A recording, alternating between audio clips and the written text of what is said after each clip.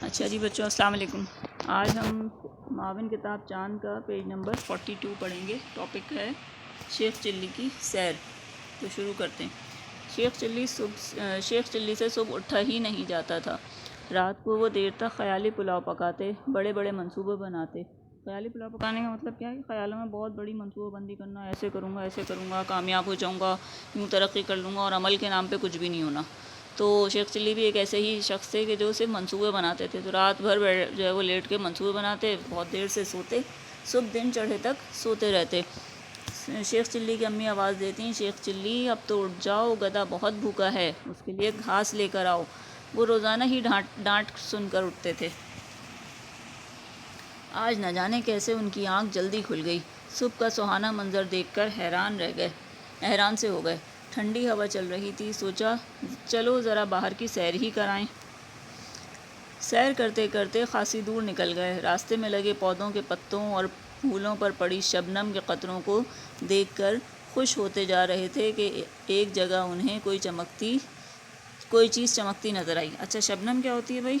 شبنم رات میں جو اوس کے قطرے پھولوں اور پتوں پہ گرتے نا، تو وہ صبح میں ایک موتی کی طرح سے لگتے ہیں، پتوں پہ پڑے ہوئے، جیسے ایک بہت خوبصورت موتی ہو، اس کو شبنم کہتے ہیں۔ اچھا، تو ایک جگہ انہیں کوئی چیز چمکتی نظر آئی۔ انہوں نے جھک کر اٹھایا تو دیکھا کہ ایک بڑا سا چمکدار پتھر تھا۔ انہوں نے وہ اپنی جیب میں ڈالا اور ٹہلتے ہوئے واپس آنے لگے۔ اتنے میں بادشاہ کے 2 ملازم کچھ ڈھونڈتے ہوئے وہاں آئے۔ شیخ چلی کو دیکھ کر ان سے کہنے لگے، میاں تمہیں یہاں زمین پر کچھ پڑا ملا ہے؟ شیخ چلی بولے، ہاں، اور جیب سے وہی چمکدار پتھر نکال کر دکھاتے ہوئے کہا، کیا یہی ہے؟ دونوں ملازموں کی آنکھوں میں چمک آ گئی۔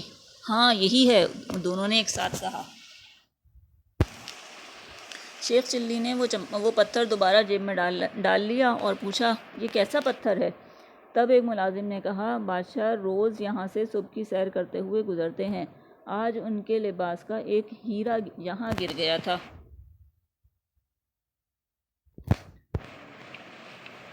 جو تم نے اٹھا لیا ہے، یہ ہیرا ہمیں واپس کر دو۔ شیخ چلی کو بادشاہ کو دیکھنے کا بہت شوق تھا۔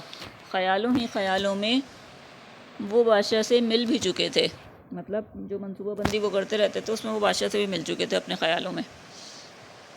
تو آج حقیقت میں ملنے کا موقع مل رہا تھا۔ فوراً بولے، میں یہ ہیرا بادشاہ کو خود دینا چاہتا ہوں۔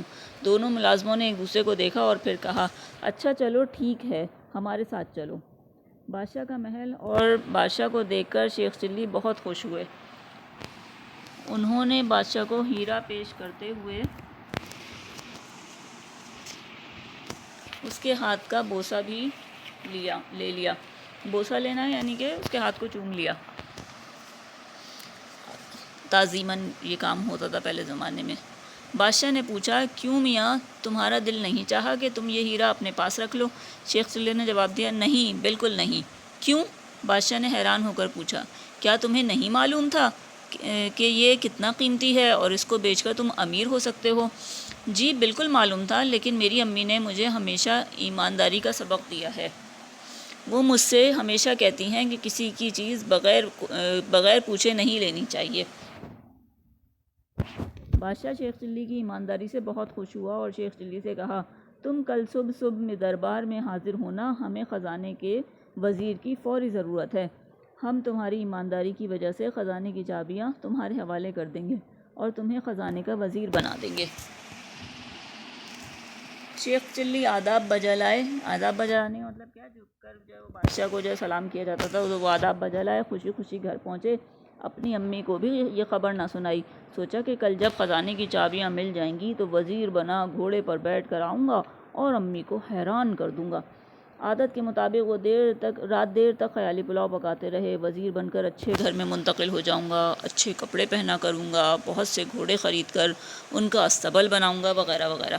استبل کیا ہوتا ہے؟ گھوڑے باندھنے کی جو جگہ ہوتی ہے جہاں پہ گھوڑوں کو باندھا جاتا ہے، اس جگہ کو استبل کہتے ہیں۔ تو رات بھر جو ہے وہ شیخ چلی نے منصوبہ بندی کی کہ ایسا ہوگا اور میں اتنا کامیاب ہو جاؤں گا، اتنا بڑا ہو جاؤں گا، آدمی بن جاؤں گا اور لوگ مجھے تعظیماً سلام کیا کریں گے، میری جو ہے وہ الگ ہی میرا لوگوں پہ روب ہوگا۔ رات کو دیر تک جاگنے کی وجہ سے وہ دن چڑھے تک سوتے رہے اور اپنی امی کو چونکہ نہیں بتایا تھا تو انہیں بھی نہیں پتہ تھا کہ انہیں جلدی اٹھانا ہے۔ آخر امی کی ڈانٹ پڑی، شیخ چلی اٹھ جاؤ، گدھا بھوکا ہے، اس کے لیے گھاس لاؤ۔ شیخ چلی ہڑبڑا کر اٹھے یعنی ایک دم سے جو ہے نا اٹھے۔ کل کی باتیں یاد آئیں، چپل پہنی اور باہر بھاگے۔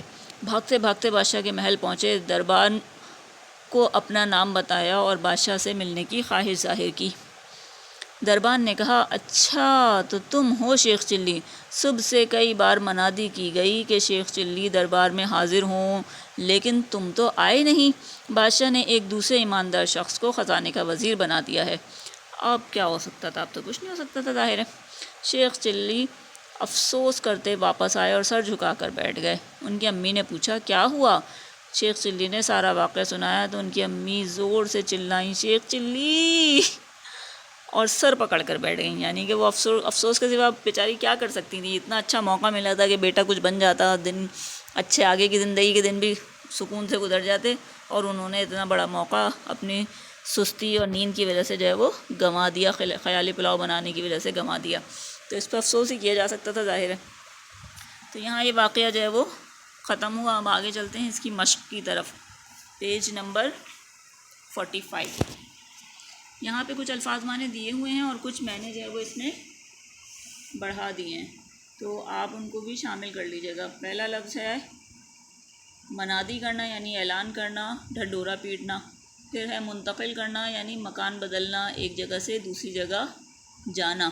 حوالے کرنا، دے دینا۔ دربان، دروازے پر کھڑا چوکیدار یا پہرے دار۔ پھر آگے میں نے جو اس میں اضافہ کیا ہے وہ خیالی پلاؤ پکانا یعنی بڑے بڑے منصوبے بنانا۔ استبل، گھوڑے باندھنے کی جگہ۔ تو یہ الفاظ میں نے آپ اپنی کاپی میں کر لیجیے گا۔ اس کے بعد مشق میں دیے ہوئے سوالوں کو کر لیجیے گا کہ یہ کہانی آپ کو کیسی لگی، اس کہانی میں کتنے اور کون کون سے کردار ہیں۔ ٹوٹل 6 کردار ہیں، کون کون سے ہیں وہ آپ دیکھ لیجیے گا کہ جیسے پہلے شیخ چلی ہیں، پھر ان کی والدہ ہیں، پھر ایک گدھا ہے، پھر بادشاہ ہے اور بادشاہ کے 2 ملازم تھے۔ تو یہ کتنے ہو گئے؟ 6 کردار ہو گئے۔ آپ کو کون سا کردار اچھا لگا، پسند کرنے کی وجہ بھی لکھیے۔ آپ کو کون سا کردار برا لگا، ناپسند کرنے کی وجہ بھی لکھیے۔ اس کہانی کا کون سا حصہ اچھا لگا، اپنے پسندیدہ حصے کے جملے اپنی کاپی میں نقل کیجیے اور تصویر بنائیے۔ شیخ چلی کے کردار کی ایک کمزوری اور ایک خوبی لکھیے۔ کمزوری بتائیے، کمزوری کیا تھی؟ کہ وہ بہت ہی خیالی پلاؤ بناتے تھے، عمل نہیں کرتے تھے، سست آدمی تھے۔ اور خوبی کیا تھی؟ کہ وہ ایماندار تھے بہت، ٹھیک ہے۔ اور آپ کے خیال میں اس واقعے کے بعد کیا ہوا ہوگا؟ تو وہ آپ سوچیں کہ اس کے واقعے کے بعد کیا ہوا ہوگا، یہ اپنے طور پر آپ کو اس کا جواب دینا ہے۔ تو یہاں پہ یہ ہماری ویڈیو کمپلیٹ ہوتی ہے۔ نیکسٹ ٹاپک جو ہے وہ پھر میں اس کے بعد ریکارڈ کر کے انشاءاللہ آپ کو دوں گی۔ اوکے، اللہ حافظ۔